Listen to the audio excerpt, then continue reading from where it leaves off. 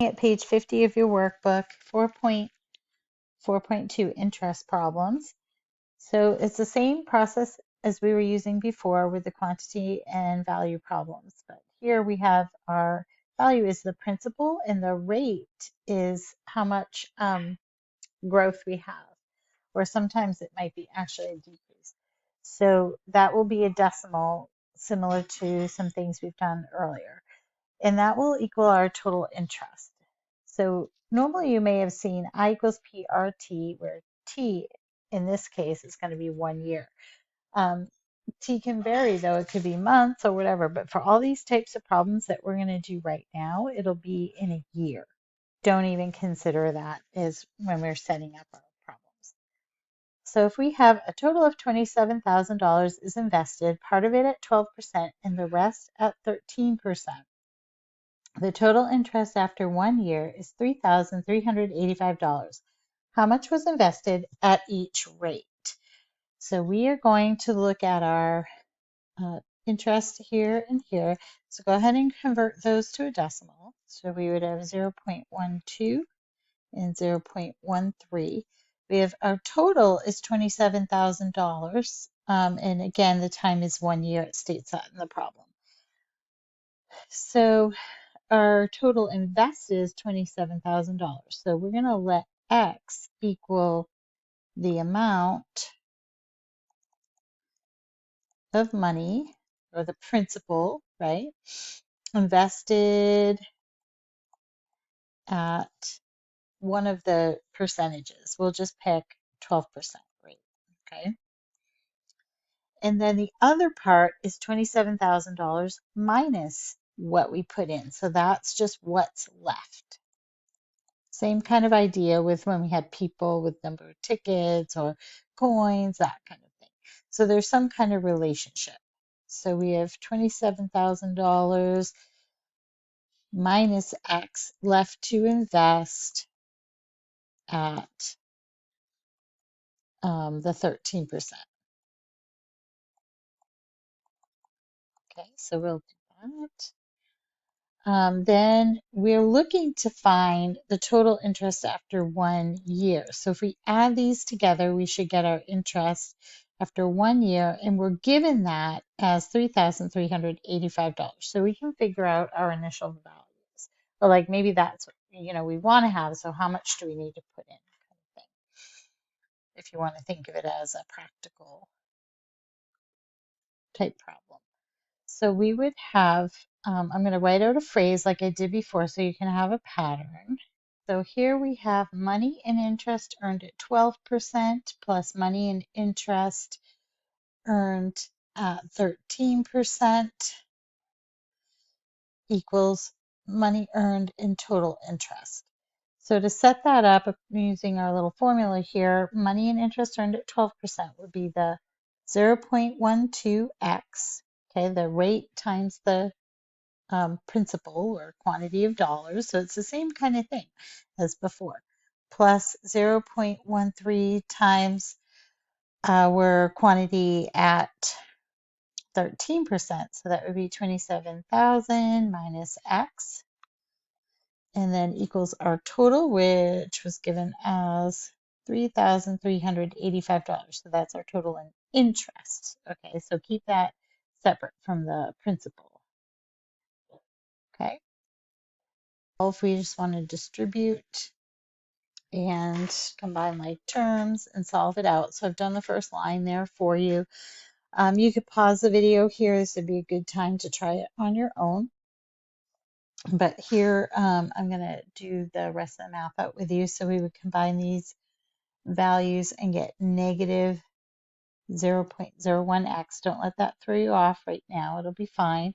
So we're going to get a negative on the other side. So we're going to subtract the 3510 here from 3,385. So that'll give us a negative 125. And then when we divide to solve for x by the negative 0.01, it'll come out as a positive value. Because you're probably thinking, it has to be positive. It wouldn't make sense to have it not be, which is good. Good thinking. So 12,500 is what that comes out to be. And then we just need to write our sentence. Last step here is our sentence. $12,500 was invested at 12%, and we figure out the 13% by just subtracting from the 27,000, and we get 14,500. Dollar sign there, make sure you have your units, was invested at 13%. So that's all there is to it with these. If you just take it very systematically, they have the same pattern no matter what they are, but there'll be a different twist on each problem given the relationships amongst the things. So example 4.17 has a little bit different twist on that. So if you want to look at it, see if you can set it up without doing the math first, I'll write out like the setup and you can check that before you do the math. Amber invests $1,400 in one account and $1,700 in an account paying 4% higher interest. So there's our little twist. We're not given separate pieces of unknowns for our principal, but we are for our rate, right? So we don't know how much she puts in this 1,400. We don't know what the rate is for that. So we can call that, at R percent. We don't know, right? But we do know the 1,700 was put in at 4% higher. So that would be R plus 4%.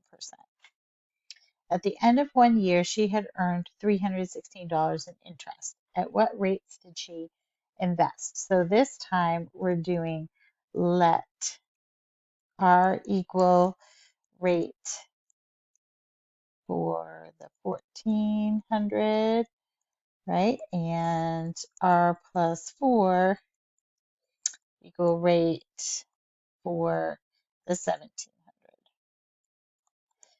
Then our equation is, again, we're just multiplying the principal times the rate. So if our principal for the first batch, the 1,400, was times R percent, we don't know it, right?